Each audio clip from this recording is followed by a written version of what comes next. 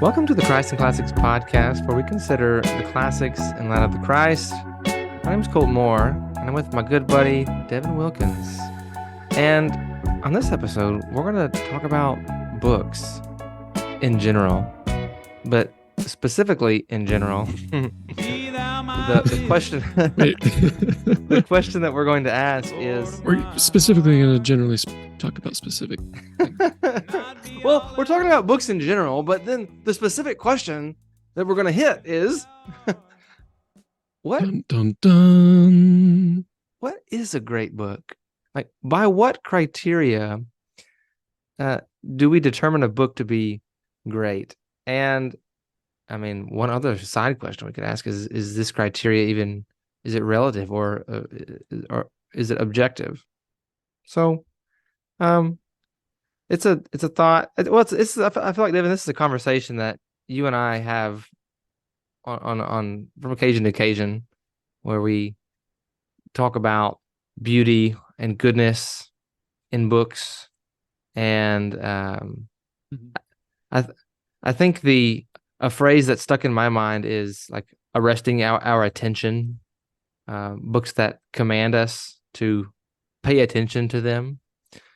And so a podcast about books, let's talk about books and what makes a book great. We kind of hit this question at the very beginning in episode 1. And we thought we'd take a whole episode, 20, 25 minutes or so, to discuss it. And then perhaps even talk about a couple of books that we've recently read that we would consider great, and that I think have been considered great by previous readers of old in the past decades and centuries, perhaps. So, Devin, are you saying, Colton, that we can't just think they're great, but other people have to think they're great too? Good. Let's kickstart it. Yeah. A part of what makes a book great is a community of readers. Like a book's greatness, one criteria is that it, and we can address the assumptions in this criteria that I'm going to lay out. One is that it's stood the test of time. It's been read for a pretty long while, and a community of readers, good readers and writers, have esteemed them worthy. And there's tangible evidence to demonstrate that this book has, or work, a group of works have influenced masses. And so we're literally reading in a conversation that spans centuries, decades, centuries, even millennia. What do you think about that? Yeah, kind of like how all kinds of people started reading Twilight. Wait, what? Twilight? Wait. Yeah, was that a joke? For a little while, paranormal teen romances, they were taking I remember America by storm. That's right. It was like 2008, 2009, whenever I was a freshman and sophomore in high school. All the girls and some fellas were reading Twilight. So good. Yeah. So that raises the question, like, what's the difference between a book series like Twilight and maybe a classical work like Dracula? Both deal with vampires, but what's the difference? Yeah, I had a student who wrote a junior thesis on, basically comparing those two books, seeking to draw some conclusions along those lines. She compared their literary content, like the manner in which they were written, the beauty of the sentences and whatnot, and just showed how pathetic Twilight was compared to Bram Stoker's Dracula. On one hand, just, on the literary level, but then interestingly, one thing that stuck out to me, and this was like 15 years ago, no, 10 years ago. How old was the student? Was this high school? Yeah, junior. She was a junior. Gotcha. A very astute and bright junior. But she drew out several things, but the other major thing that stuck out to me was in Bram Stoker's Dracula, the things that are evil are evil. Whereas in Twilight, the protagonists are vampires, and it kind of flips good and evil, and it yeah, just not only is it poorly written, but it also throws themes into a tailspin as you have to think about good vampires and things like that. So if I'm understanding you correctly, that a couple of premises in this paper were critiquing the Twilight series based on the eloquence of language and the inversion of good and evil. Mm-hmm. Let's just say that Dracula is going to be around 100 years from now, and Twilight will have faded from memory long before. Yeah. So one criteria for determining a book to be great is its time testedness, which is integrated with other reasons, like it's time tested and it stood the test of time because of literary, eloquent, poetic beauty and anthropological themes of goodness and truth, beauty. What does it mean to be a human? What does it mean to be evil or good? So like we talked in the first episode about has significant influence on later generations, and you've just provided at least a couple of other reasons that could even contribute to a book's time testedness, and which is goodness and beauty, from a humanly anthropological perspective, but also from a linguistic and poetic perspective. Why is that? Why does poetry and linguistic rhetorical beauty matter for humans? Why can't we just get to the point without all the seemingly flourishes, frou-frou, as some would say? What's the point of it? Like, right? Just get to the point, right? Maybe. Yeah. What would you say to that kind of question? Yeah, I mean, I think we're wired for beauty. And we've talked in the past about goodness, truth, and beauty, and how those three form, the a chord, a strong chord that is able to, result in a book that endures. And so I think that the time testedness really stands upon that threefold chord, or hangs upon that threefold chord, I guess, as a result. So the influence it has on later generations is a result of the book being good, true, and beautiful in and of itself already.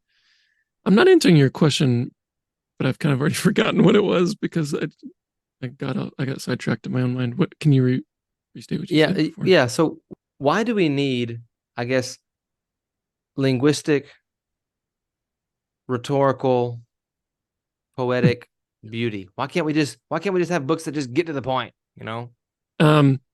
Yeah, I think just being created by a God of beauty in His image, I think that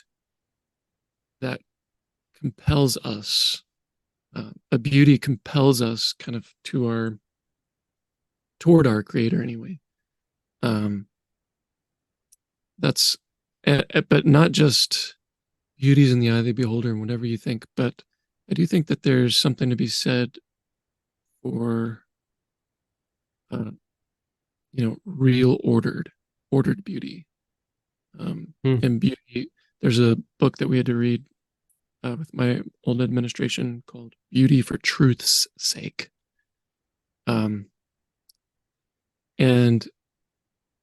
yeah, I think beauty arrests our attention because we were created for it. Perhaps one might even say we were created for an ultimate beatific vision. Yeah. And And that shows up in at least right now, I'm thinking of a few different ways that could show up in a great book. Obviously, it could show up in the the kinds of descriptions that an author will use uh, with which to portray an individual in terms of his moral uprightness. He's courageous, for example, or he's loyal. Even in the descriptions of sceneries of a hillside, for example, or the rising of the sun, for example. Do you Tolkien's have really any great with this in Lord of the Rings. Oh man, you got it pulled up there. I'm thinking of the Fellowship. Fellowship of the Ring? It's wonderful, but also in the writing itself. Mhm. And I think what you're referring to is maybe the micro and the macro uh, uh, poetic devices. Is that kind of it, like a particular description on the micro level, but maybe also on the macro level yeah, of how he's piecing together this, this story against the odds and it, how it captures us? And is that yeah, yeah. Like I guess I'm thinking. I don't know the technical terms for it, but I mean, there's a beauty and a richness in an author who writes with such detail that excites your imagination. It's like he's giving you all this fuel. You just got to use your imagination to light it, light that fire. And Tolkien, for example, makes it really easy to do that because he's got so much description of the woods and the trees and the forest and the fog. And he'll spend pages and pages of on details like that are beautiful. But not only that, um, his writing is poetic and it's eloquent and at least to our modern 21st century vocabulary, it's a bit archaic at times, and that with it brings an eloquence to the table as well. mm, And speaking of Tolkien, I had this thought and I wanted to ask you. So if a work is deemed a great book because it raises deep anthropological moral questions. What is a human being? What is good? What is evil? What is truth? What is false? And if it also has some sort of aesthetic bearing, like it arrests our attention to a beauty of sorts, and thus has because of these two matters, they have lasting significance on generations to come. Now, question: yeah. what about these books that many um, in our day and age would consider modern classics? Like, um, I guess the big softball, easy ones right off the bat to locate are um, works of Tolkien, C.S. Lewis's Chronicles of Narnia. You've got Harper Lee's To Kill a Mockingbird, um, You even have Steinbeck's. Harry Potter. That I threw you off that on that one. well, I'm just thinking like Harry Potter, like it's very well written. um, It is. It uh, is. but it doesn't carry the gravitas that Have you read them all? I've read the first one, Oh, and it's okay. my first impression by it. I haven't read. In fact, I got a good. I have a They're good buddy who. written to they're written to mature with the main character. So he Uh, starts at 11 years old, and by the time you get to the seventh book, he's 18. And so the themes and the narrative and the length grows and matures with Harry. So if you only read the first one, you might go, "Oh, that was a nice children's story." But as you work your way through the whole, and also see the themes, I would even dare to say gospel themes, um, come to a climax in, the end, then I do wonder if Harry Potter will not only be a flash in the pan and, for a generation, but I think it might endure. Very interesting because my first impression from the Sorcerer's Stone is this is a this is just it's not just a fun story, but it's a robust story, but not as heavy or as the Chronicles, for example. But I haven't read the second one or the third one or the fourth one and following. So it's good for me I'm glad that you said Mhm. that. That's really helpful for me. Well, and one benefit that the Harry Potter series has maybe over the Narnia series is that it follows one character, and so Yeah, yeah, you can think of it maybe more in terms of one story, not seven stories yeah. like Narnia is, but it's one story across seven um, 7 years, and so the depth that you find in maybe one of Lewis's shorter books, you may find across the whole of the Potter series, and maybe That's, similar to Tolkien in that way, where if you only read The Hobbit or you only read The Fellowship, it's enjoyable, but you don't quite get everything that you're after. From what I understand, I have not finished reading all of Tolkien, to my shame. I apologize to our mm, many mm. and and loyal listeners.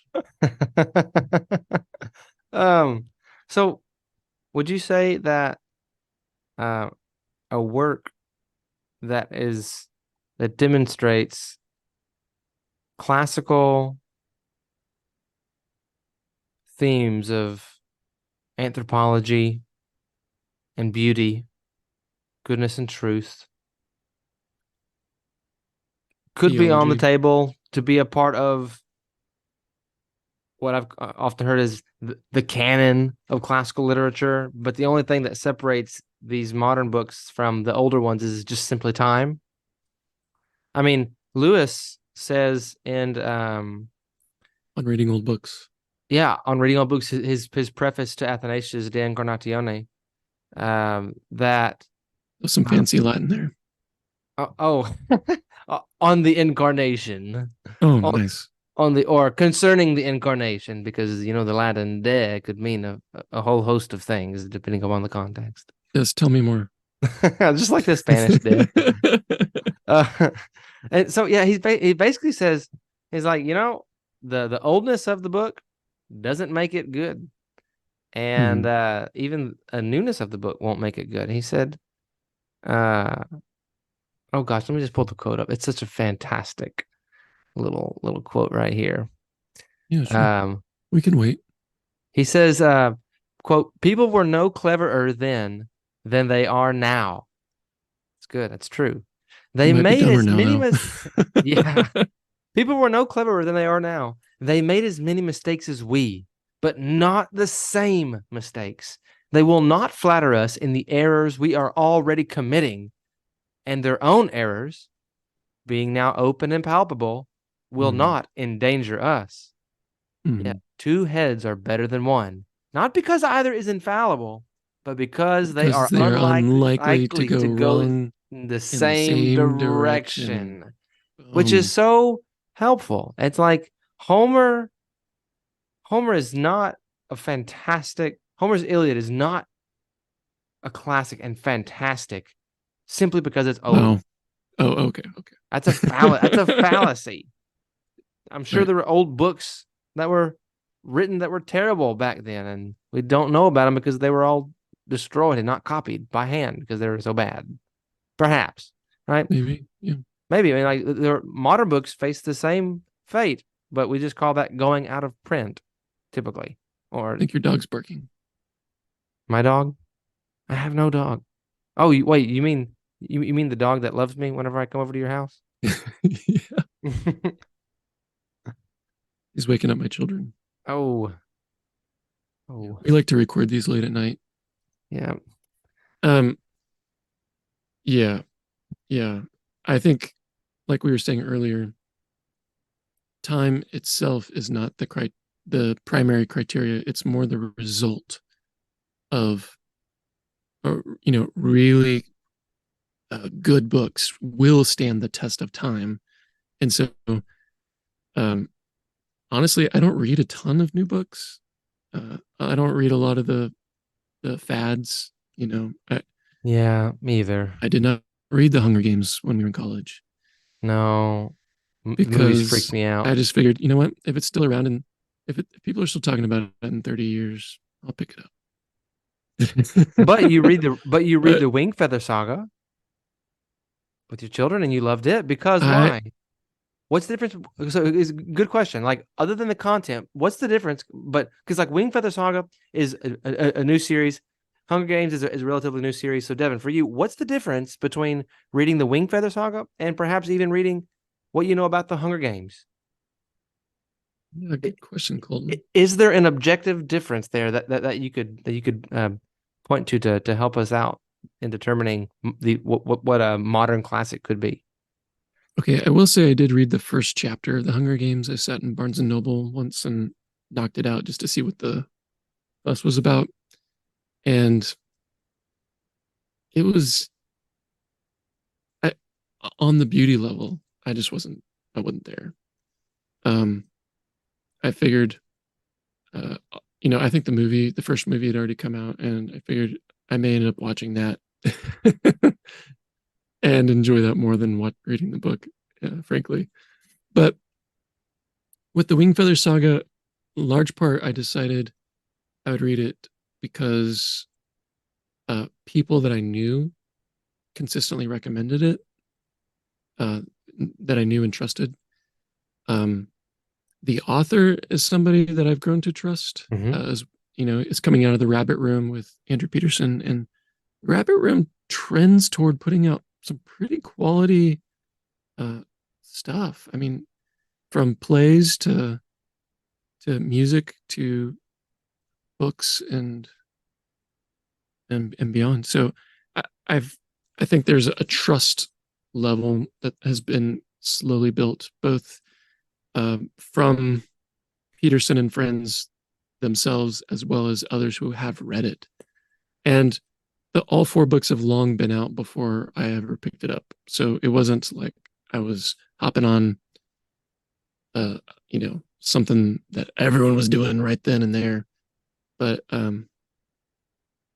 my kids were asking me, "Papa, will you read this to us?"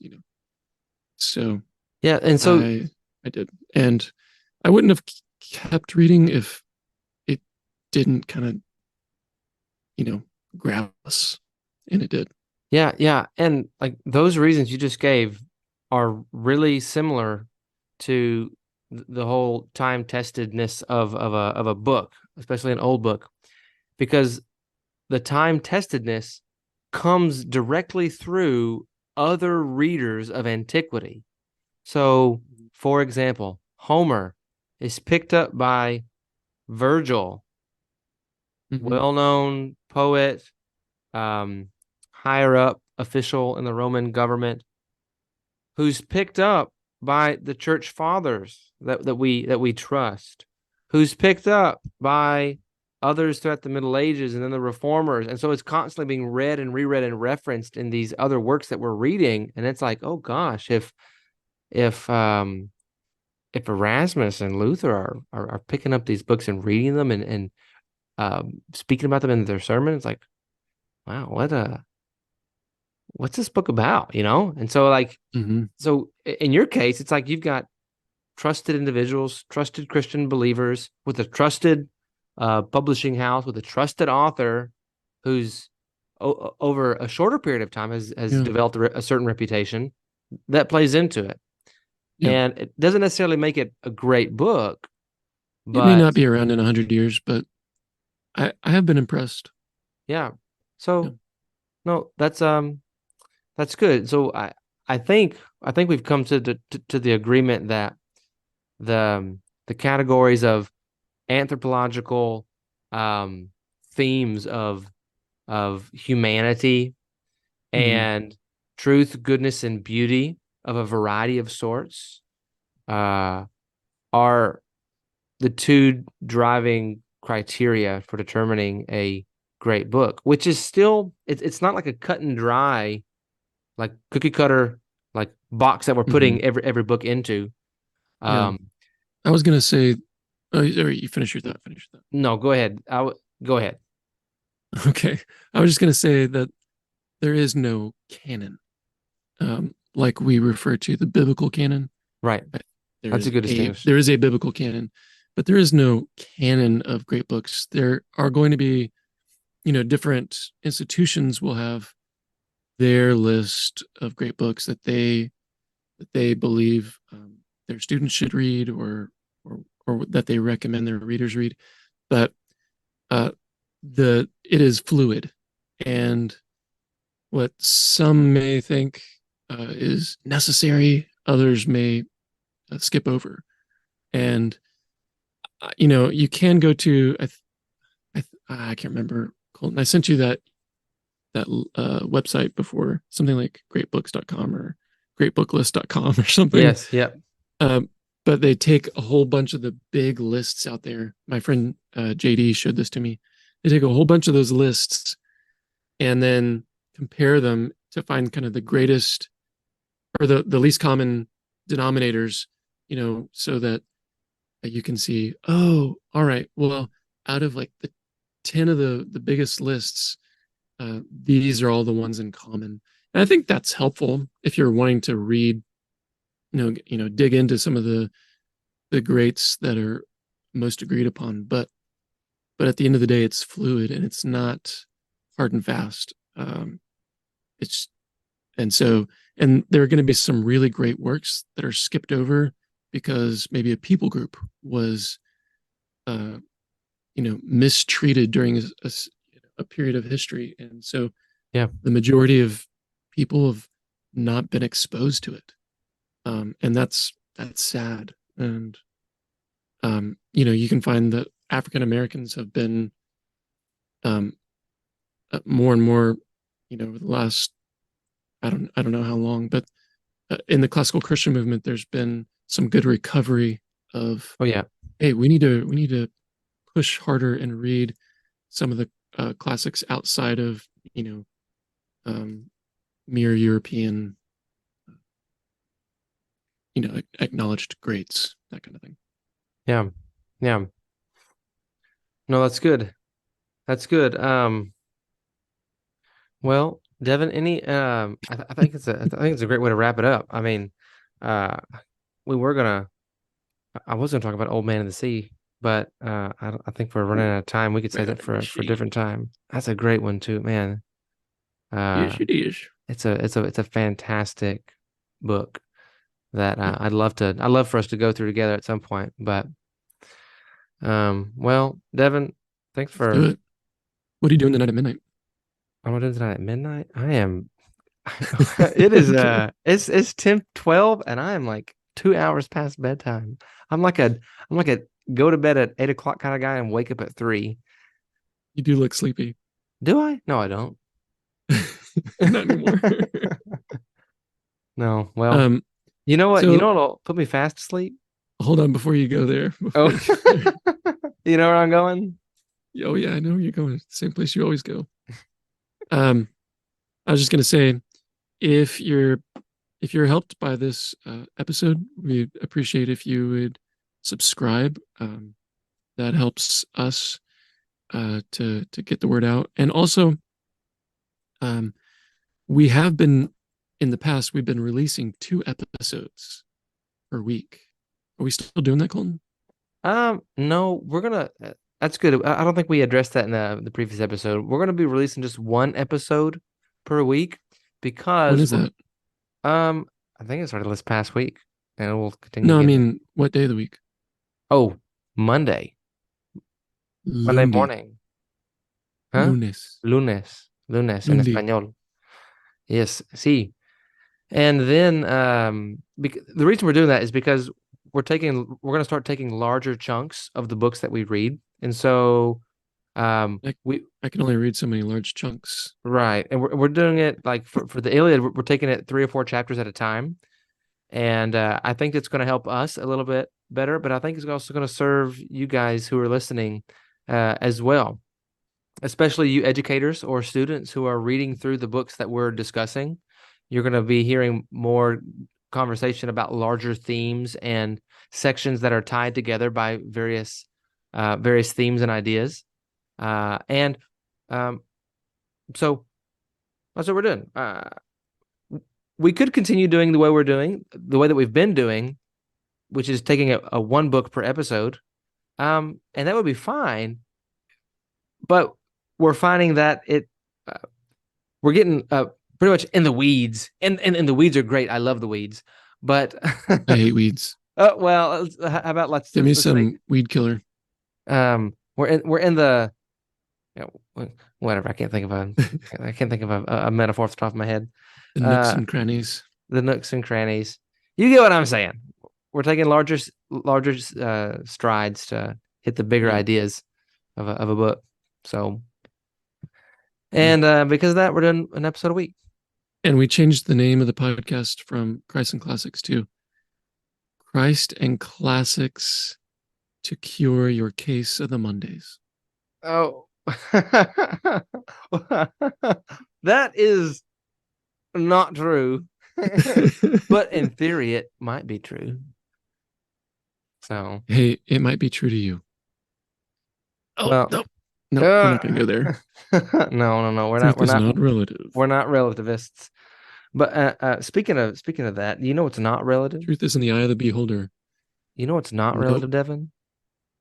And what is not in the eye of the beholder or the ear of the beholder? Is that how amazing Micah Dorsey's version of Be Thou My Vision is. I'm not sure if you've heard it or not, but it's pretty incredible. And so we need to get on his case to kind of, give us a full recording of the entire hymn. And we'll go from there. So, all right, Micah. Let's rock. Take it away.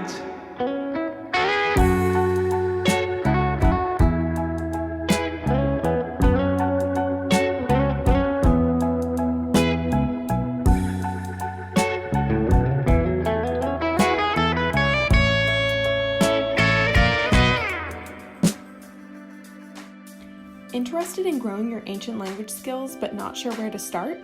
Glossa House can help. From illustrated readers and short stories to lexicons and grammars, Glossa House offers a variety of resources for beginning, intermediate, and experienced ancient language learners. Head to glossahouse.com today. Glossa House, language resources for the global community.